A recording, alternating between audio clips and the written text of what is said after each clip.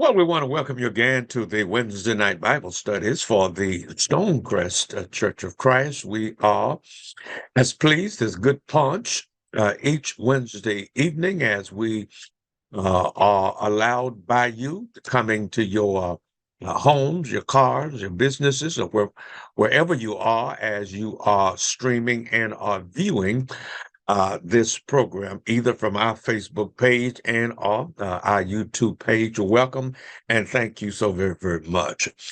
We want to announce that this coming Sunday, we'll be having a group of young folk from Mississippi to come and to be with our young people at the Stonecrest Church of Christ, their minister, uh, Dr.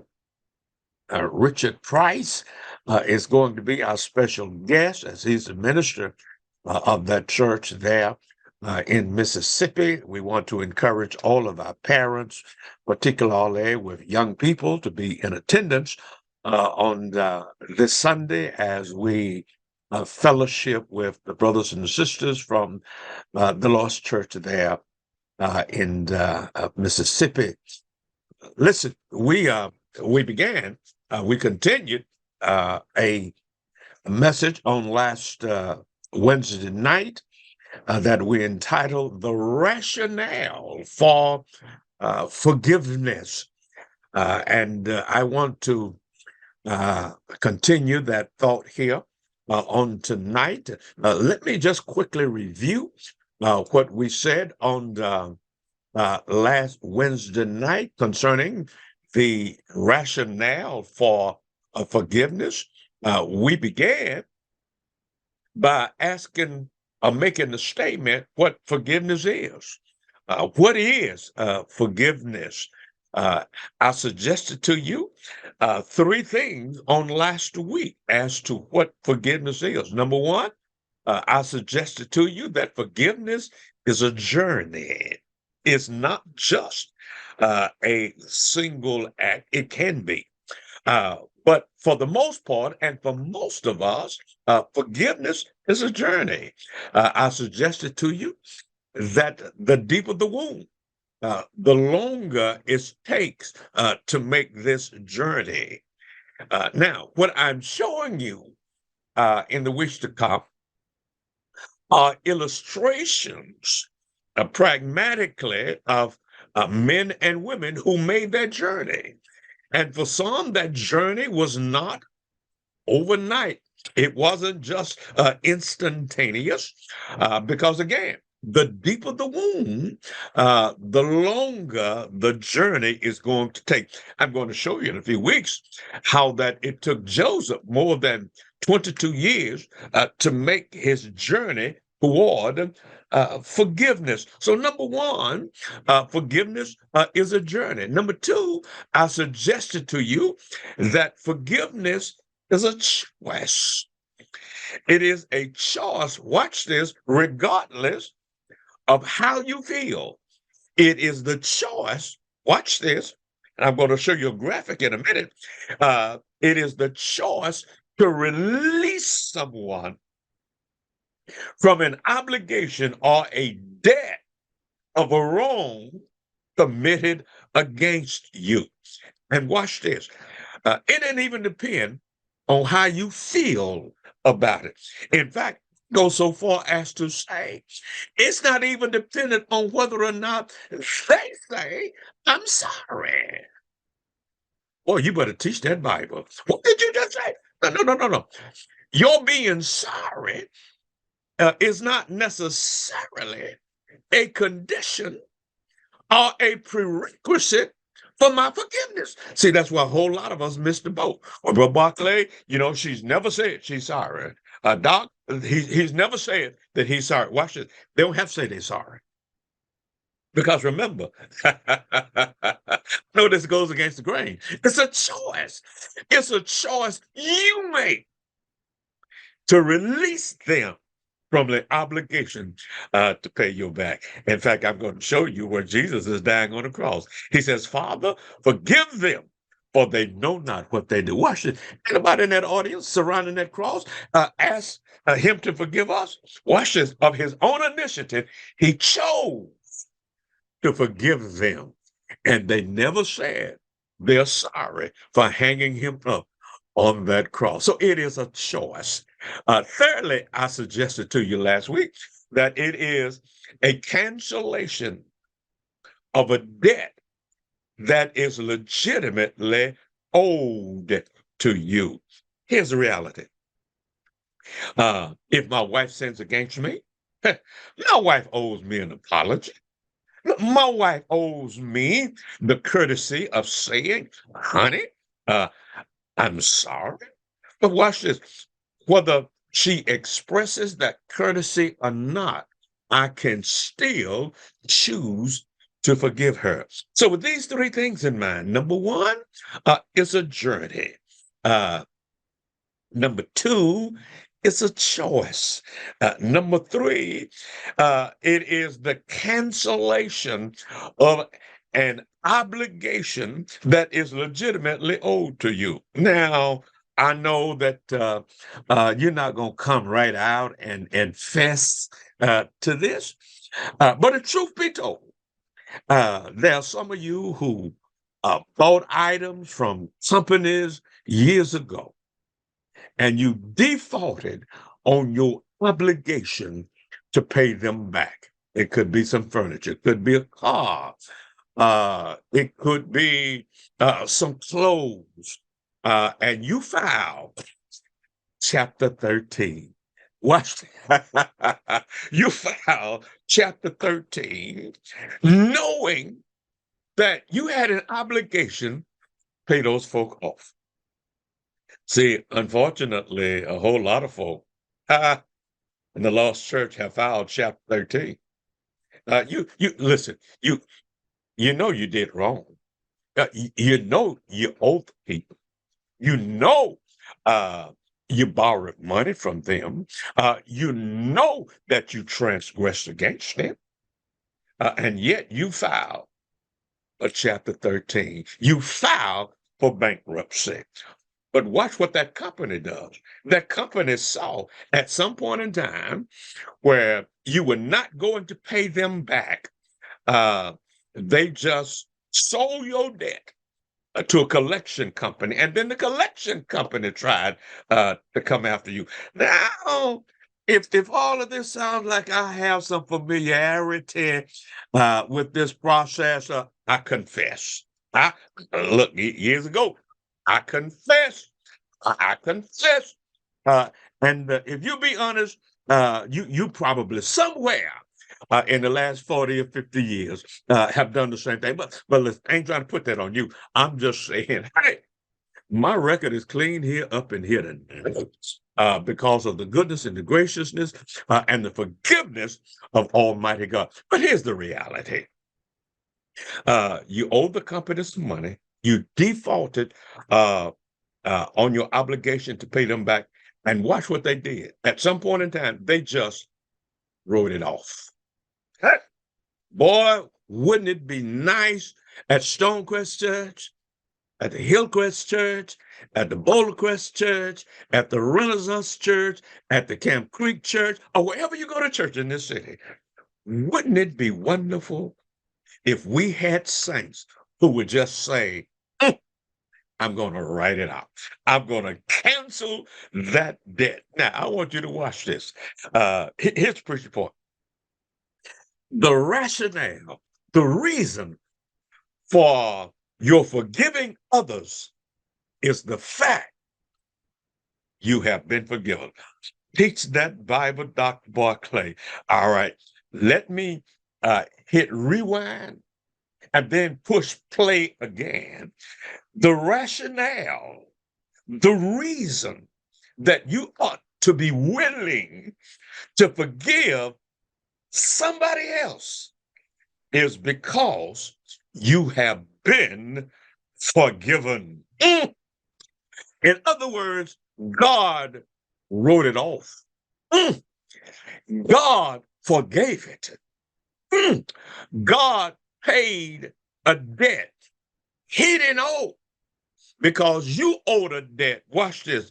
Not only could you not pay it, you were unwilling to pay it. You better preach that Bible up in here tonight, boy. I want you to watch this. The rationale for your forgiving others is the fact that God wrote your debt off.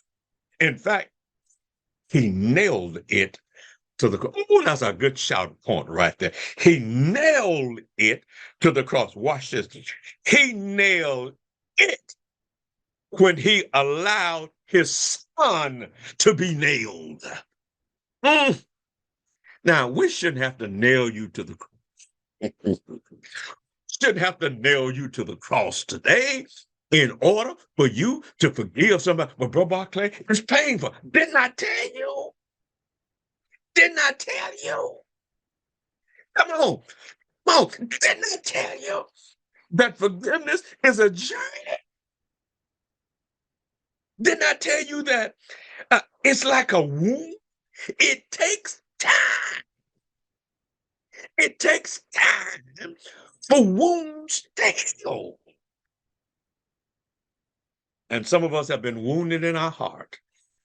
We have been wounded in our spirit. And that wound goes all the way down to the bone. And it takes time for healing to take place. Oh boy, you better push that thing up here tonight. Now, watch the screen. Watch the screen. Watch the screen. Watch the statement on the screen, please. Listen. Take your phone, take a picture of it, write it down, call the church office and say, would you have Dr. Barclay send me that PowerPoint presentation? I didn't get all of those slides. We'd be happy to do it. We want you to have the information. Ain't no cost to you. We want you to have the information. I want you to watch this. Since forgiveness involves both a release and a choice. One more again. Since forgiveness involves both a release and a choice, I choose to release you and let you go so I can go. Woo!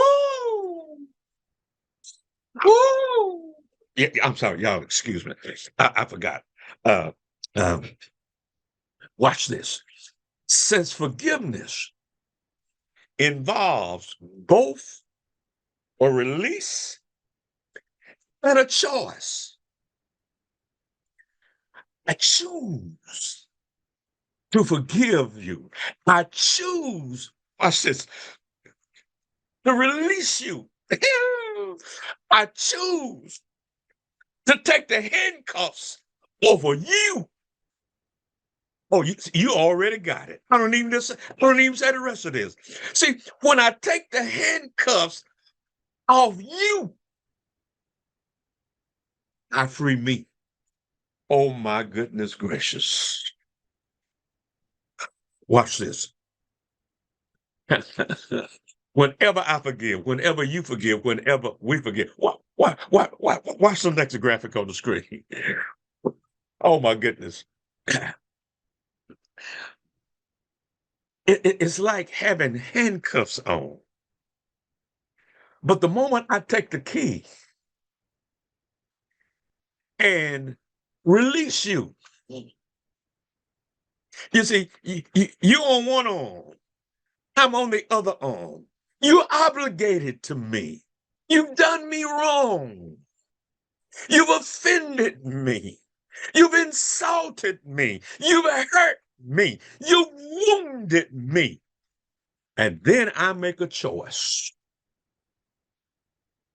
I choose, take the key, release you. Watch this. You're free. But guess what?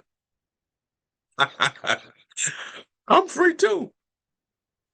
Oh my goodness. The reason so many saints walk around with invisible handcuffs on is because they refuse to let the other person go.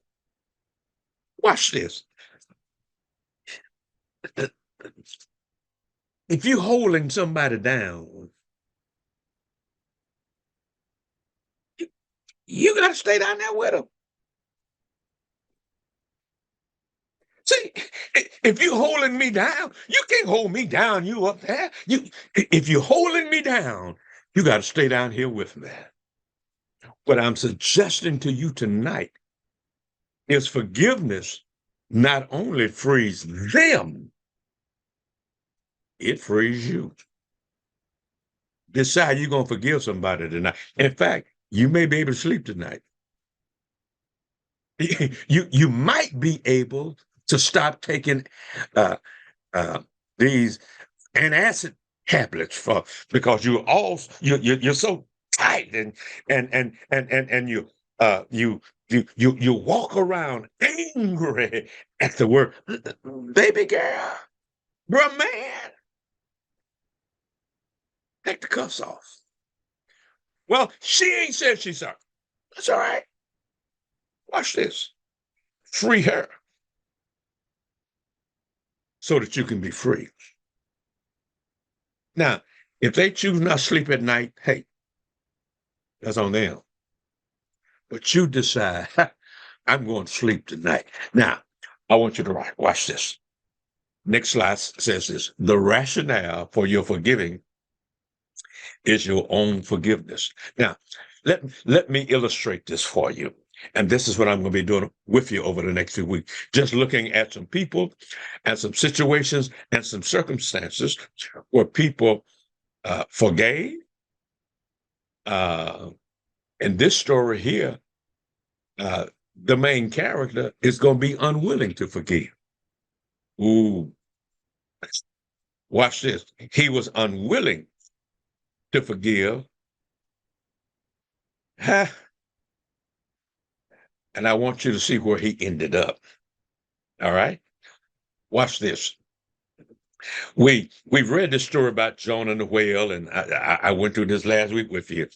There are those who argue that the throat of a whale is not large enough to swallow a man. Oh, okay.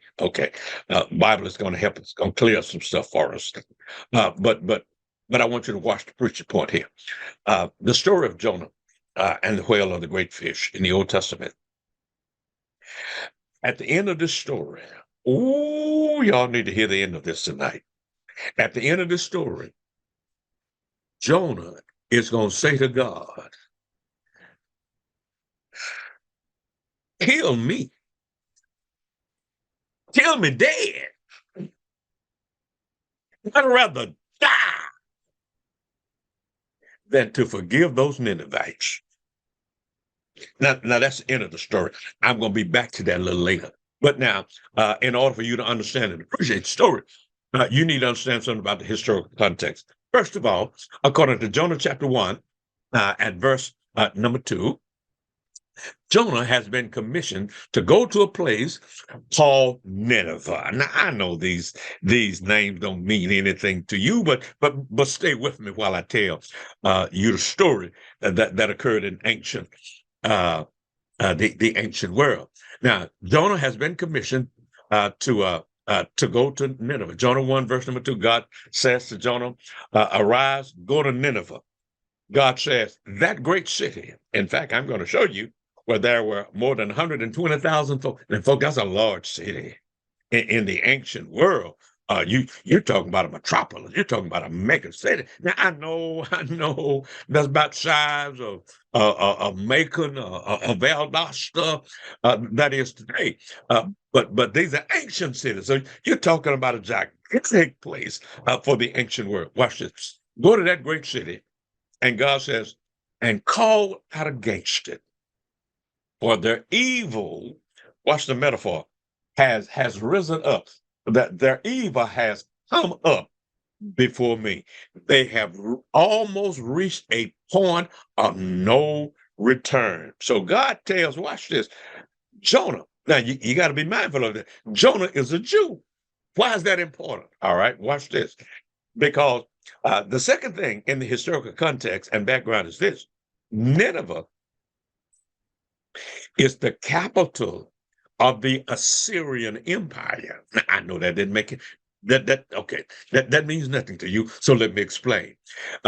Assyria is going to be the nation in 722 that's going to come and take the northern kingdom of Israel into captivity. Now, watch this. Assyria is the enemy of the Jewish people. The Ninevites do not like the Israelites. The Ninevites do not like the Jews. The Jews are the enemy of Nineveh. Jews hate Ninevites, and Ninevites are the enemy, or is the enemy of the Jewish people. Watch this. More than that,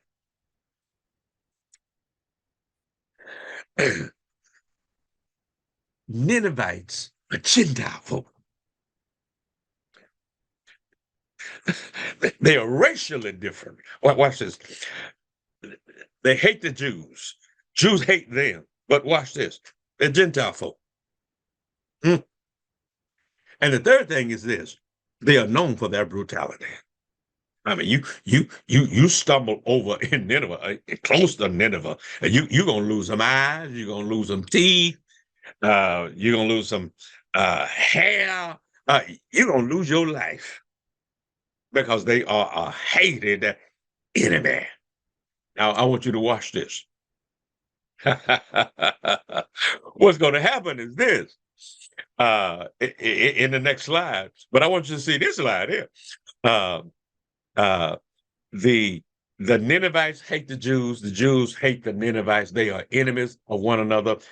They are different ethnic and racial classes of people. And God tells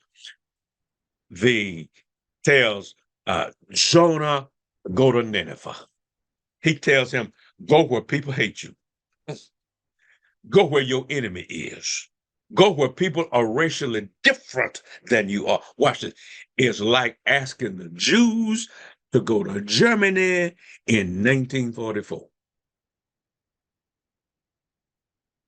It's like asking the Jews to go and have a conversation with Hitler. The last person a Jew wanted to see in 1944, let alone have a conversation with him, is Hitler. Hitler and the Germans persecuted the Jews to a tune of about 10 million folk. You're talking about hatred of one race toward another race. But listen, for 400 years in this country, African Americans, for 200 years in this country, African Americans were slaves, treated inhumanely, considered not even totally human.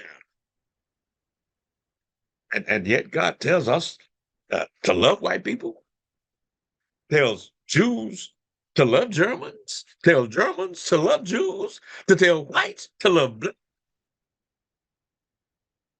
Uh-huh.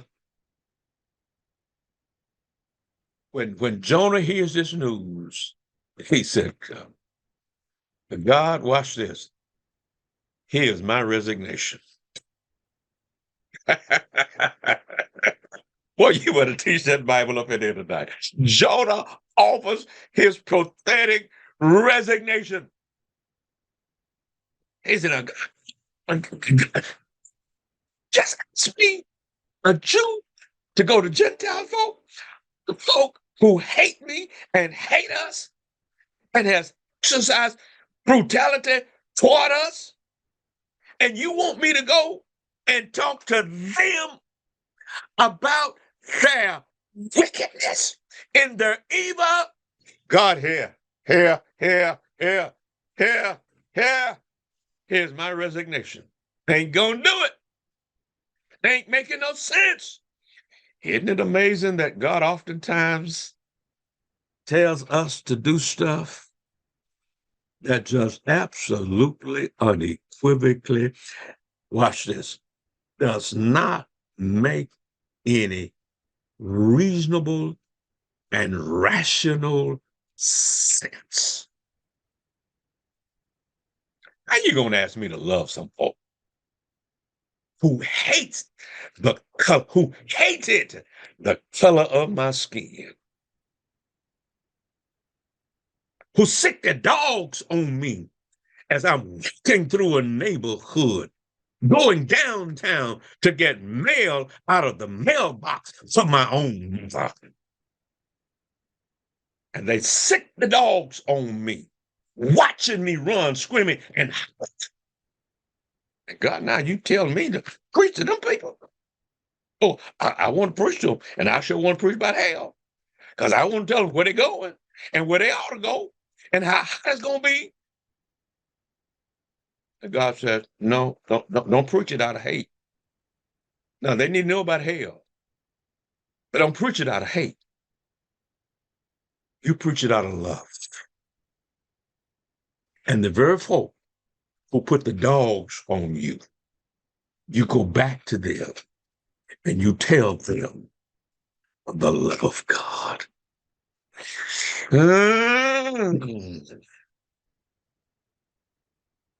Watch this. Jonah said, Lord, here's my resignation. Now, this is what I'm going to show you. At Jonah 1:3, the Bible says Jonah rose to flee to Tarshish. Watch this. I love this from the presence of the Lord. Lord, here. Hear my resignation. Oh, I'm sorry. I gave you my golf magazine.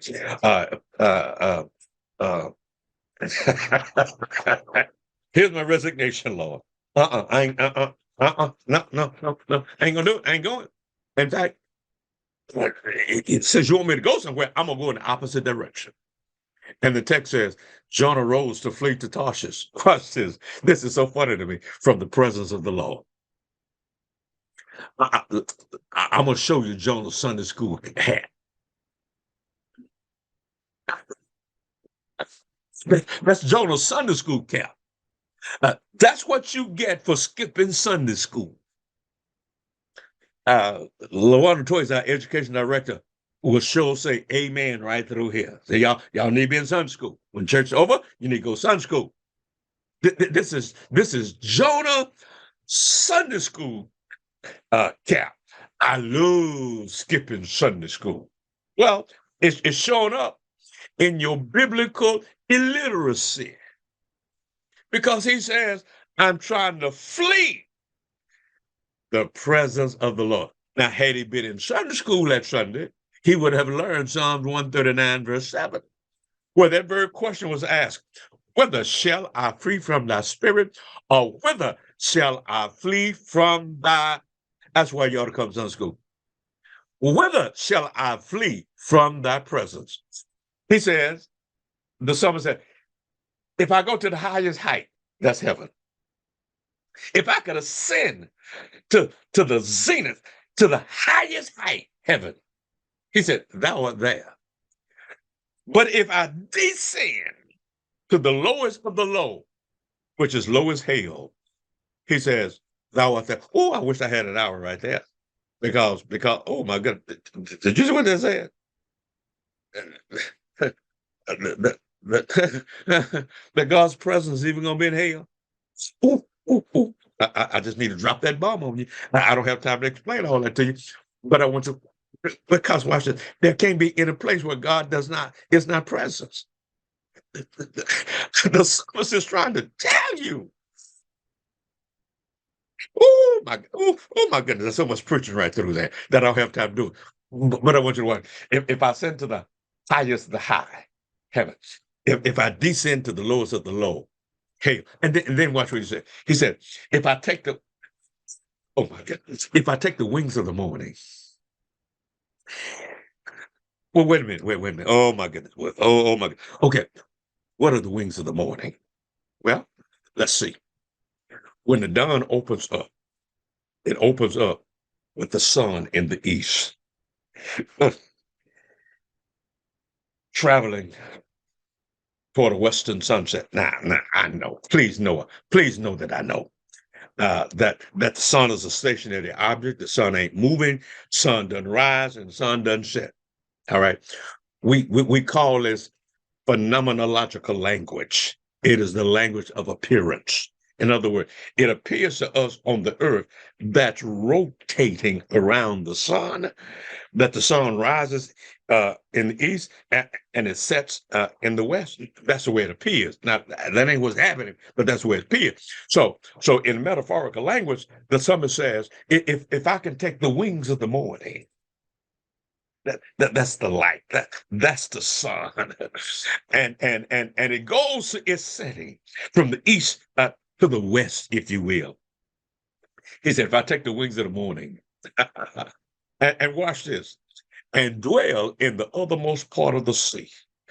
Okay, look what if I go to the highest height, if I descend to the lowest low, if I could travel as fast as light when it takes, watch this, wings and flies across the sky and the universe at unbelievable speed. He says, I can't outrace you. Push that thing, boy. Teach that Bible, Barclay. He said, if you can take the wings of the morning and I can travel as from the east to the west, as the sun does. He said, you already there before I start. And he says, even if I could dwell in the othermost part of the, please get this one, the sea. Highest height, lowest low, breadth as far east and west as you can go. And he says, watch this. If God is up here and God's down here, he's everywhere in between. Watch this. And if I can dwell in the uttermost part of the sea, he said, even there shall thy hand lead me, and thy right hand shall hold me. And then he says, if I say, surely the darkness shall cover me. Oh my goodness gracious. Oh my goodness. Y'all, I'm trying to hold this shout. I'm trying to hold this shout. Watch this. He says, okay. If I go to the highest height, if I descend to the lowest low, if I could take wings and fly like light across the sky. He said, okay, you're up there and you're down there and you're in the sea. He said, oh, but I know a place where you can't find me. He said, you can't find me in the dark. Hey! He said, surely the darkness shall cover me. Okay. Surely the darkness shall cover me.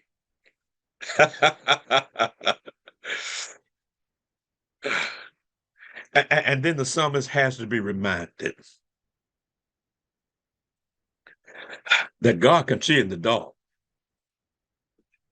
The psalmist has to be reminded that if somehow you think that you're going to wait tonight to do your dirt, some folk ain't going to sin in the daytime. They're afraid they're going to be seen. So they wait to be covered by darkness. The psalmist says, this is so interesting. He says, but the night shined as the day. Oh my goodness gracious. What'd you just say? When God looks at things, there's no difference between 12 a.m. and 12 p.m. 3 a.m. and 3 p.m. looks exactly the same to God. In fact, oh my goodness gracious, he says, but the night shining as the day, the darkness and the light, oh, watch this, are both alike to God. That's what you get for skipping Sunday school. Oh, come on, I got too far to go here. I want you to watch this. The text says that Jonah, rather than to go to Nineveh, decides he's going to go down there to Joppa and he's going to take a ship over to Tarshish. I hope you see the graphic on the screen. From Joppa to Tarshish. From Joppa to Tarshish. It's 2,500 miles. From Joppa to Nineveh is 550 miles. In other words, he's trying to get as far away as he can. And because he missed Sunday school, he thinks that God is localized. God will find him on dry land, because on dry land, he's going to leave some steps. He does not know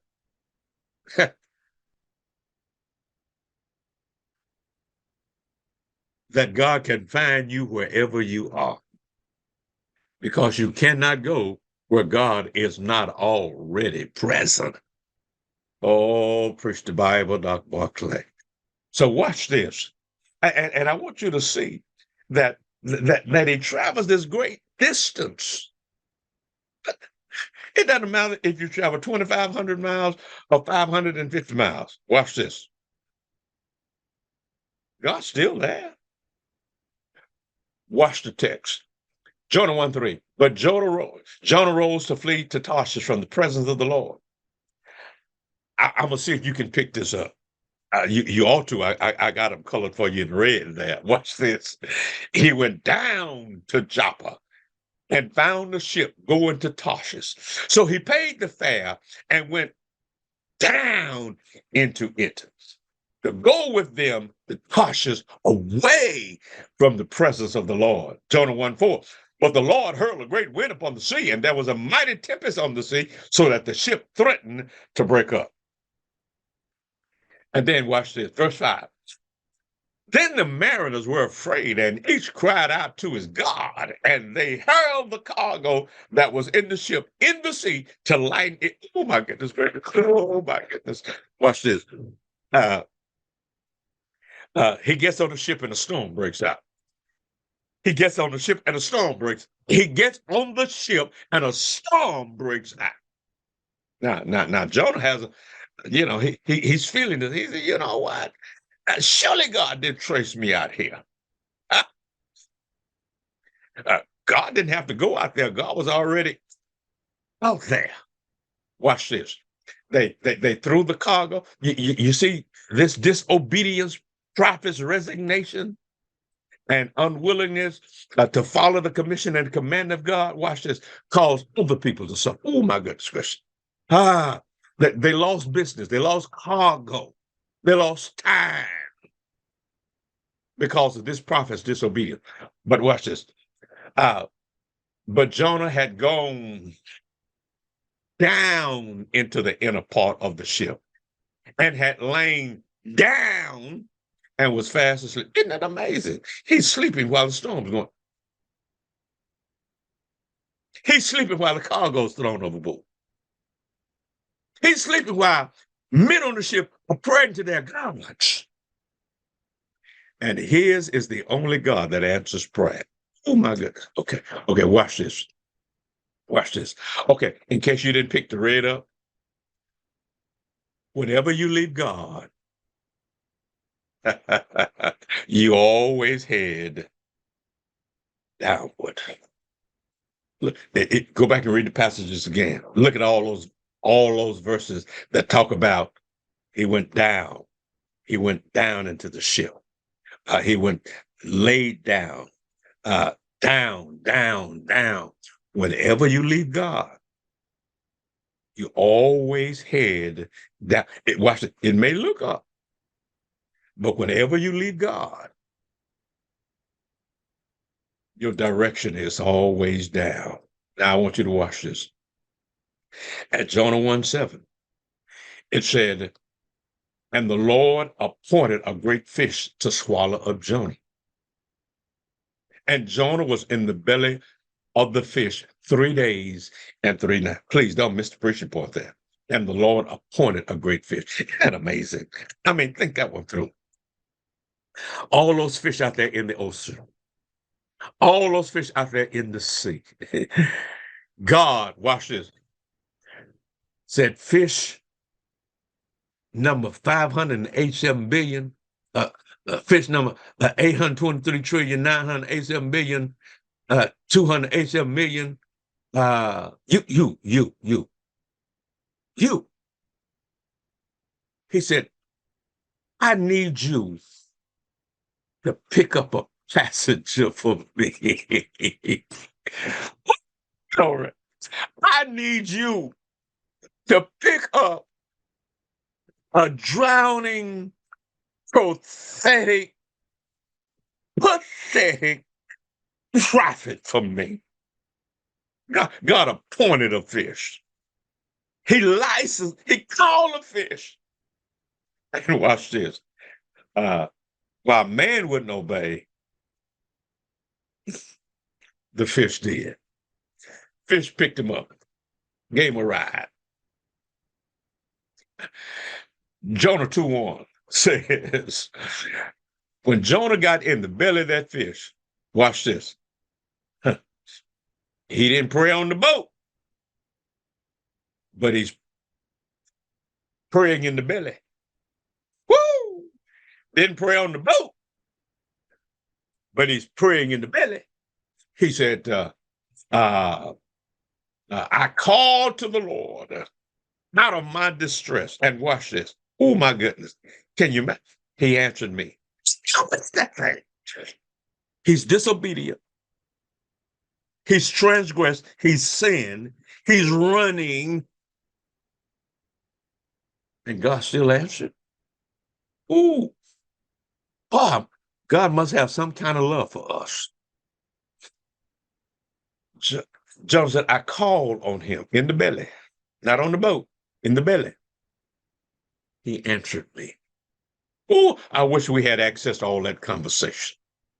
He said, out of the belly of Sheol, Sheol is the Old Testament word for the grave and or hell. All right. He said, I cried. And watch this. And you heard my voice. Oh, my goodness gracious. He said, for you cast me into the deep. Well, wait a minute. He said, you cast me into the deep. Well, wait a minute. When you go back and read the story, the text says that the men cast him over there. No, the story says that the sailors cast him overboard. They may have taken a physical action to put him over there, but watch this. The Lord cast him into the heart of the sea. Well, why did the Lord cast him to the heart of the sea? Because God had a submarine waiting on him. God had appointed a fish for Jonah. He said, Vincent, I'm driven away from your sight, yet I shall again look upon your holy. Oh, my goodness gracious. My time's just about to run out here. But I need to finish the story. Well, I want you to watch this. He said, the waters closed in over me to take my life. I don't have time to explain all that. The deep surrounded me. Weeds were wrapped about my head at the roots of the mountain. Ooh, wow. I went down to the land whose bars closed upon me forever. Yet you brought up my life from the pit. This sounds like resurrection to me. Ooh, oh, my goodness gracious. He said, when my life was fading away, I remembered the Lord. Said, come on, Doc Barclay. Now, come on now. Now, do you believe this? Every word of it. Every word of it. And he said, and my prayer came to you into your holy temple. And he said, those who pay, oh my goodness, those who pay regard to vain idols forsake their hope of steadfast love. He said, but I, with the voice of thanksgiving, will sacrifice to you. What I have vowed, I will pay. And watch what he says. Ooh, Oh, don't you miss this? Because this is what this message is about. He said salvation belongs to the Lord. And the Hebrew word for salvation, that means, watch this, deliverance. Mm, mm, mm, mm, mm. Deliverance. Deliverance. Watch this. He said, Lord, if you get me out of here, if you deliver me out of here, watch this. I sacrifice to you. He said, uh, uh, what I owe you, I'm going to pay. Ooh, isn't that interesting? Isn't it amazing? The promises, the vows we make to God when we're in the belly. Lord, I've been robbing you. Lord, I've been stealing from you. Lord, I've not been faithful to you. Lord, loved ones have died during COVID. Lord, you brought me through. And just as soon as we get well and healthy, offering plate comes on Sunday morning, we observe the Passover. Worship comes on Sunday morning, and we're too tired. Looks like it's going to rain. Those same clouds appear on Monday, and we get up and go to work. But it looks like it's going to rain on Sunday. Somebody would hear me teach this Bible up in here tonight. See, he makes all these promises and pledges and vows to God while he's in the belly. Lord, look, I tell you what, if you get me out of here, I'll go where you ask me to go. I'll do what you ask me to do. I'll sing the way you want me to sing. I'll live the way you want me to live, as long as I'm in the belly. And then you see the next graphic where the text says, and the Lord spoke to the fish, and it vomited. I'm sorry. I hope you've had your supper. And it vomited Jonah out upon dry land. I got to finish this one. I got to finish this one. Watch this. So watch this. He's on dry land now. He made all those promises to God. Lord, I'll go where you want me to go. I'll do what you asked me to do. I'll preach to those wicked folk down there. I'll tell them about your great love, your mercy, and your forgiveness, and your steadfast love. So Jonah is recommissioned. The text says in Jonah 3:1, the word of the Lord came to Jonah the second time, saying, arise, go to Nineveh, that great city, call out against it the message that I tell you. So Jonah arose and went to Nineveh. So Jonah arose and went to Nineveh, according to the word of the Lord. Now Nineveh was an exceedingly great city. Watch this, 3 days' journey in breadth. Jonah began to go into the city, going a day's. Y'all missed that. From where he was to where Nineveh was, it's going to take him 3 days. He got there in one day. And watch this. And he preached for 40 days.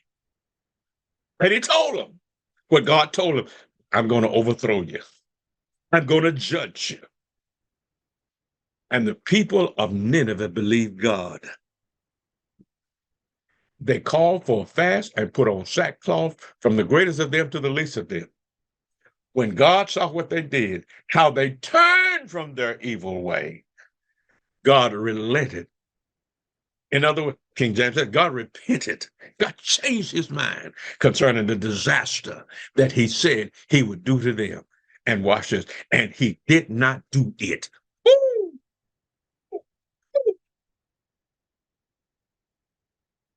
The preaching of the word said, wait a minute. Watch this. Same way you change yours. Ha! My goodness gracious. Am I the only one who's taking his family on vacation when the kids were small? And when you take kids on vacation, every 10 miles, kids ask the same question. We there yet? We're traveling from Boston to Texas. Every 10 minutes. Papi, we there yet? Mommy, we there yet? We ain't been driving 30 minutes. And we stop so many times. I become aggravated. I become frustrated. And then I make this declaration. We're not going to stop again. And we're in Pennsylvania. We're not going to stop again until I get Texas. Your kidneys can bust open, but we ain't going to stop again until I get Texas. And then one of them gets sick.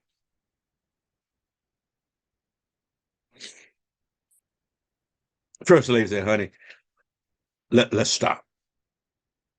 I said, no, we ain't going to stop again until we get Texas. And then one of them gets sick. See, watch this. The conditions have now changed. Oh, y'all missed the preaching point there. God said, "Oh, destroy."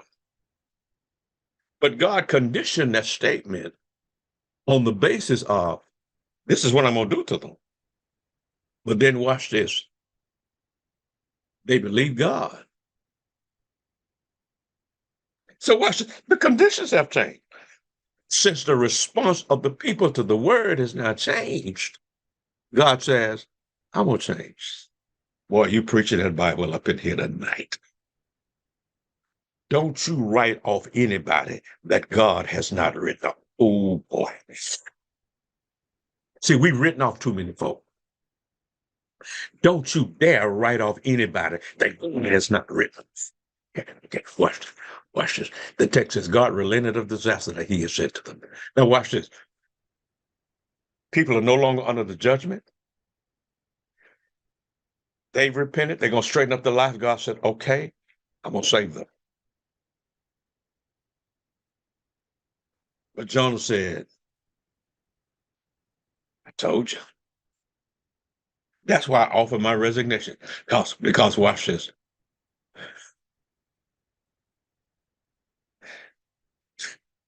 Watch this. Their repentance changed God. It didn't change Jonah.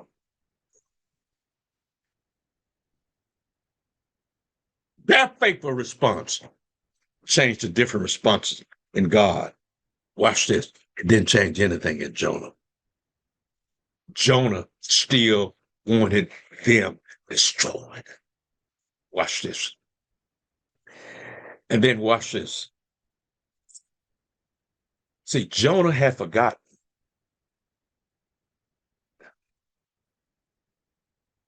the belly experience.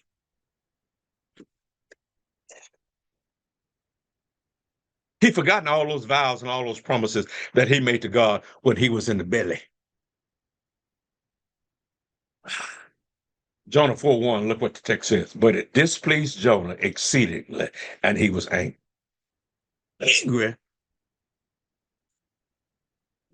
And he prayed to the Lord and said, is not this what I said when I was in my country? Yeah, you said it in your country, but watch this. You didn't say that in the belly of that whale. Oh, my goodness gracious. I need to let y'all go. He said, this is why I made haste to flee to Tarshish, for I knew that you are gracious and merciful. You are slow to anger. You are abounding in steadfast love. And you are relenting from disaster. That's why I didn't want to come here. Well, wait a minute. Why you preach? I'm here to tell you tonight that a lot of preachers preach stuff they don't believe. I'm a preacher. But a lot of preachers preach stuff they don't believe. A lot of church folk believe stuff that they don't practice. Oh my goodness. Oh, okay, watch this. Watch this. Watch this. Therefore now, Lord, watch this. Y'all ain't heard anything else I said. I want you to please look at that screen. He says, take my life. It's better for me to die than to live. Rather than me see you forgiving these folk, kill me. He didn't mean that. He talking. If he wanted God to kill him, why are you praying in the belly? He didn't want to die. So as long as he was in that watery grave, he was repentant. He was vowing. He was pledging. He was promising. Let I go there and preach. And whatever happens, happens. Well, he's gone there and preach. What has happened? People repented. God's forgiven them. But the only one who refused to forgive was the one who just got forgiven. Now, Barclay, you preaching that Bible up in here tonight. And the Lord said to Jonah, please hear this. Do you well to be angry? So watch this. Oh, my goodness. I know I'm over time tonight, but you got to hear this one. The Lord will give Jonah 3 visual aids for him to make a connection between having been forgiven and his need to forgive. Oh, please go back and read the end of chapter 4. Watch this. Jonah going to go outside the city.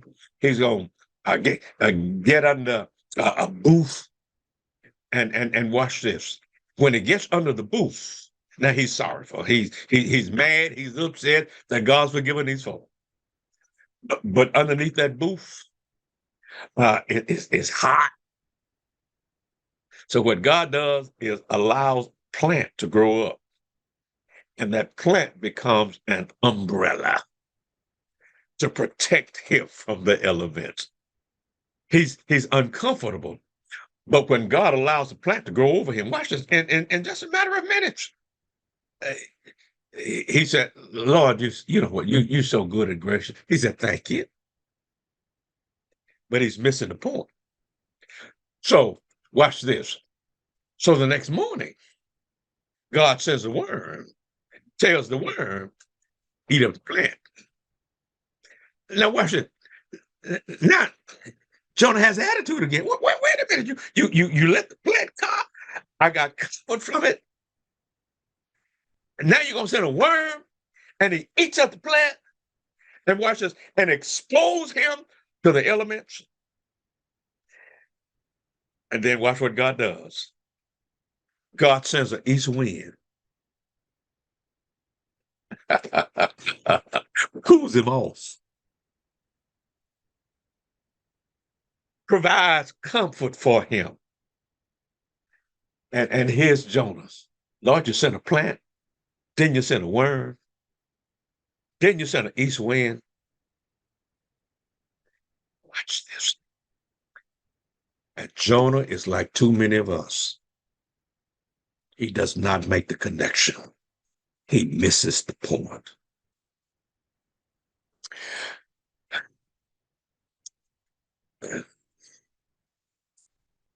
Jonah 4, 5, and 6.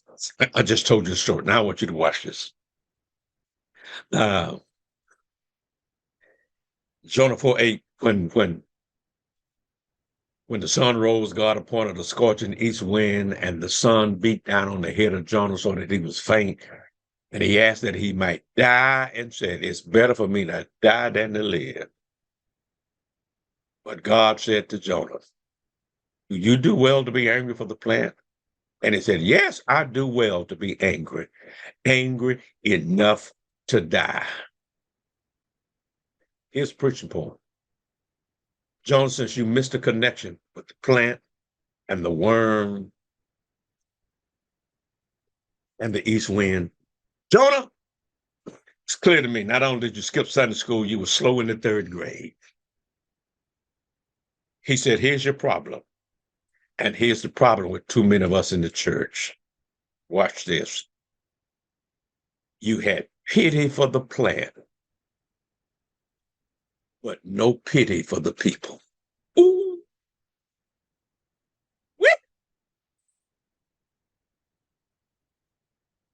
You had pity for the plant, but you had no pity for the people. I made it comfortable for you. I tried to show you that sent the plant, sent the worm. I sent the east wind, Jonah, and you had more pity for plant than you did for people. There were 120,000 people in the city who need to hear the good news of Jesus Christ. And you had no pity for them when they gave their lives in obedience to the message that I told you to preach. And God said to Jonah, and should not I pity Nineveh, that great city, in which there are more than 120,000 persons who don't know their right hand from their left hand?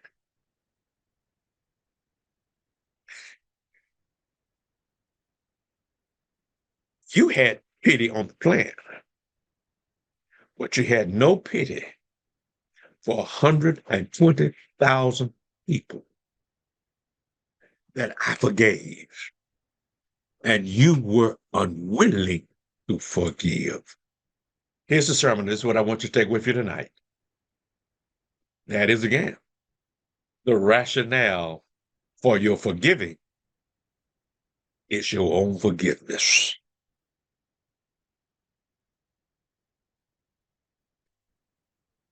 Don't have pity for plants and no pity for people. Plants come up, worms eat them, they die. That's the end of them. But people are for eternity. If you can forgive a plant, you ought to be willing to forgive people. Now, may the Lord of the harvest bless you. May he bless you real good. We'll see you again next Wednesday night.